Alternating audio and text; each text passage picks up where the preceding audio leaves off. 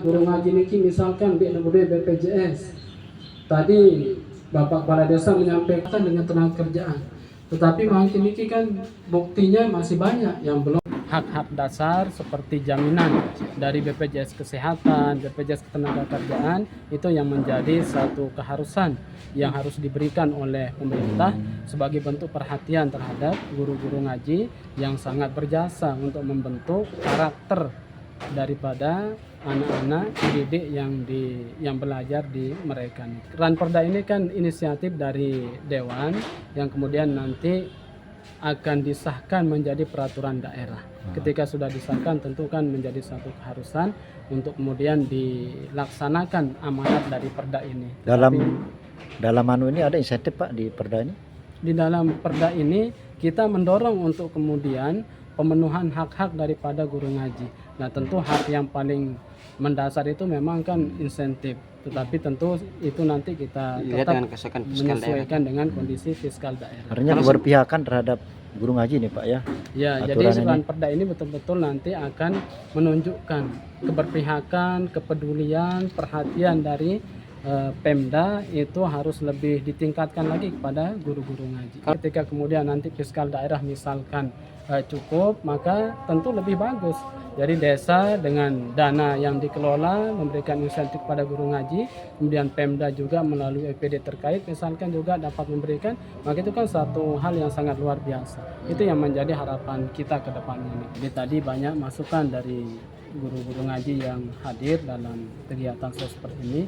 Yang pertama memang mereka sangat butuh standarisasi dari kompetensi, karena mereka menyadari guru ngaji ini kan garda terdepan yang langsung berhadapan dengan santri-santri yang sifatnya kemudian beragam.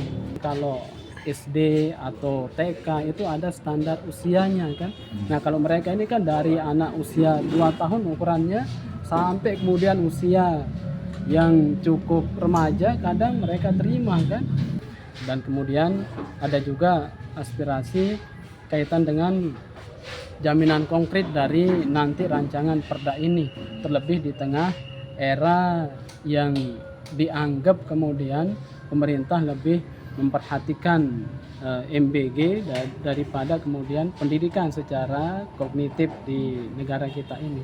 Dan itu tentu tidak kemudian menjadi apa istilahnya sangat wajar apa yang menjadi keresahan dari guru-guru ngaji ini, tetapi tidak boleh kita pesimis, tetapi kita harus optimis. Nah, bentuk optimisme kita ini adalah dengan hadirnya Ranperda ini, hadirnya Ranperda yang kemudian nanti mudah-mudahan bisa kemudian disahkan menjadi perda, yang kemudian rasa optimisme kita terhadap perhatian dari pemerintah terhadap guru ngaji itu bisa maksimal. Yang ditekankan itu ada 4 pilar. Pertama data, kemudian standarisasi kompetensi, kemudian ada beberapa pilar juga yang kemudian menjadi keharusan nanti untuk mendapat perhatian, termasuk pemberdayaan ekonomi dari guru-guru ngaji. Kalau harapan mungkin dari harapannya sih banyak, alhamdulillah. Kayak tadi kan harapannya biar guru-guru ngaji itu ekonominya bagus. Terus pelatihan itu yang paling utama itu sering dilakukan, sering diadakan pelatihan juga metode apa kayak sekolahan gitu, enggak sekedar guru-guru ngaji aja, tapi kita punya jaminan anunya kompetensi kita gitu, jaminan ekonomi, jaminan kompetensi gitu. Kesehatan gitu. Ya. Karena kesulitan mengajar itu juga, iya juga mungkin butuhlah apresiasi yang lebih dari pemerintah, Bu ya. Iya, gitu. Tidak hanya dari kesejahteraan tapi juga dari sistem pendidikan. Makanya tadi saya usulkan bagaimana kalau pelatihannya itu tetap diadakan bersertifikat gitu, setidaknya kita ada jaminan kepada masyarakat. Iya, pada masyarakat kita tidak disepelekan gitu.